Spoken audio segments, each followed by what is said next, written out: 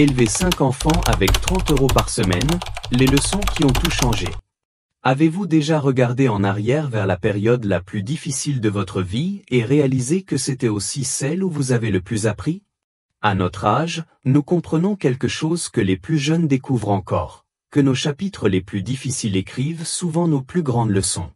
Chaque année après 70 ans est précieuse, remplie du genre de sagesse qui ne vient que d'avoir vécu de vrais défis.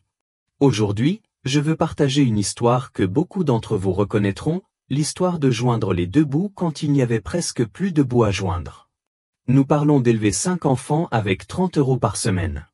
Oui, vous avez bien entendu, 30 €. Pas 30 € pour les courses, pas 30 € pour les extras, mais 30 € pour tout. Et de cette situation impossible sont nées cette leçon qui ont changé non seulement la façon dont une famille a survécu, mais comment elle a découvert ce qui compte vraiment dans la vie. Leçon 1, 1 € peut nourrir une famille si vous savez comment.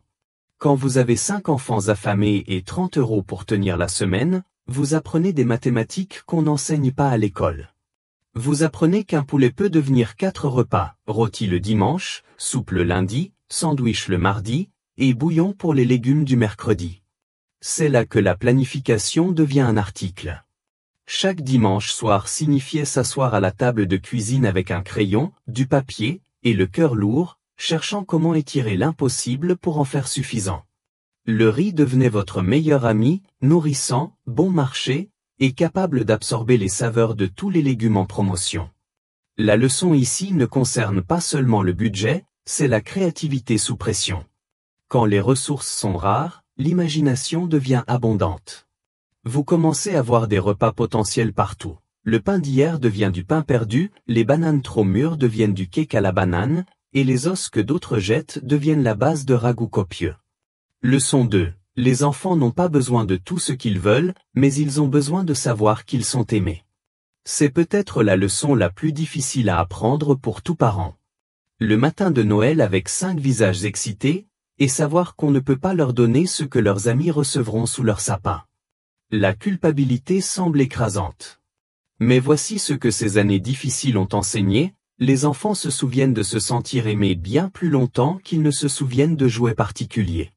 Ils se souviennent des histoires que vous leur racontiez au coucher, de la façon dont vous rendiez leur anniversaire spécial avec un gâteau fait maison et des cartes écrites à la main, des traditions que vous créiez qui ne coûtaient rien mais signifiaient tout. Quand l'argent manque, votre présence devient votre cadeau. Vous apprenez à être complètement là, pas distrait par le stress du travail ou les soucis financiers pendant ces précieux moments familiaux.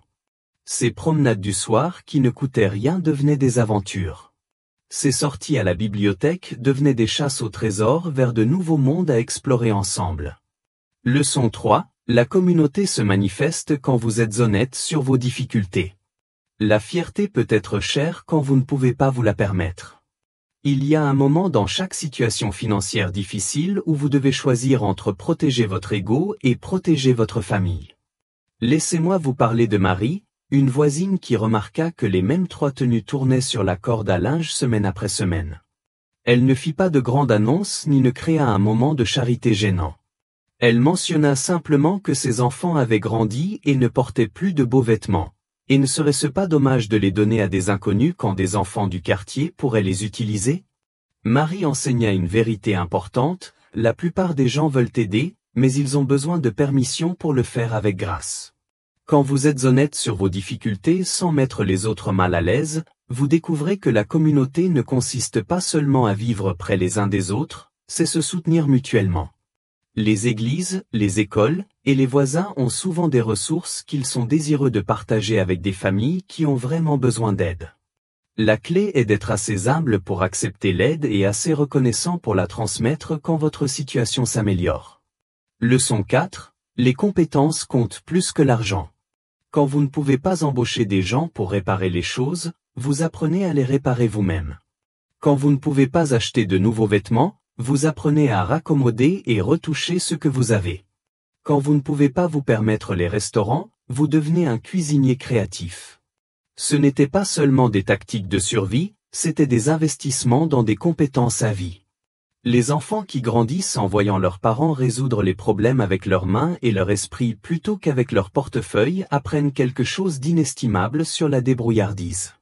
Pierre, un père que je connaissais pendant ces années difficiles, ne pouvait pas se permettre d'acheter des vélos à ses enfants.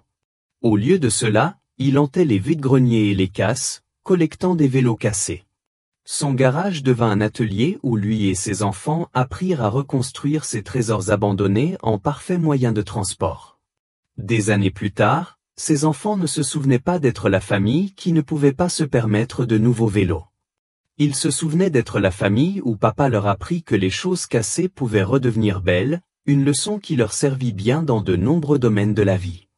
Leçon 5, les plaisirs simples deviennent de profonds trésors.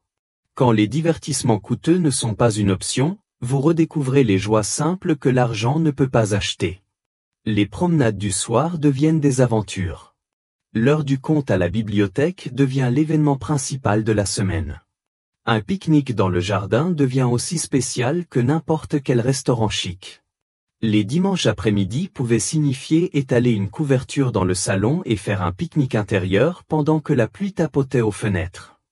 Les samedis matins pouvaient signifier que tout le monde s'entassait dans un lit pour une heure du conte qui s'étendait sur des heures. Ces moments ne coûtaient rien mais créaient des souvenirs qui durent des décennies.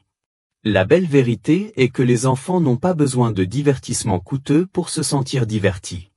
Ils ont besoin d'attention, de créativité, et du sentiment que tout ce que vous faites ensemble est spécial parce que vous le faites ensemble. Leçon 6, la gratitude grandit dans le jardin de la difficulté. Quand chaque petite amélioration ressemble à une victoire, vous développez un cœur reconnaissant. Quand l'électricité reste allumée tout le mois, quand il y a assez de lait pour tenir jusqu'au jour des courses, quand vous trouvez un billet de 20 € dans une vieille poche de manteau, cela devient des moments de vraie célébration. Les enfants qui grandissent dans des foyers financièrement difficiles développent souvent une profonde appréciation de l'abondance quand elle vient. Ils ne tiennent pas les réfrigérateurs pleins pour acquis. Ils comprennent la valeur d'une maison chaude, d'une bonne santé, et d'un revenu stable d'une façon que les enfants qui n'ont jamais connu la pénurie ne peuvent peut-être pas comprendre. Cette gratitude devient une compétence de vie. Elle les aide à trouver de la joie dans les petits moments tout au long de leur vie. Elle les rend généreux avec les autres parce qu'ils se souviennent de ce que c'était d'avoir besoin d'aide. Elle leur donne de la perspective pendant leurs propres moments difficiles. Leçon 7, l'amour se multiplie même quand l'argent se divise.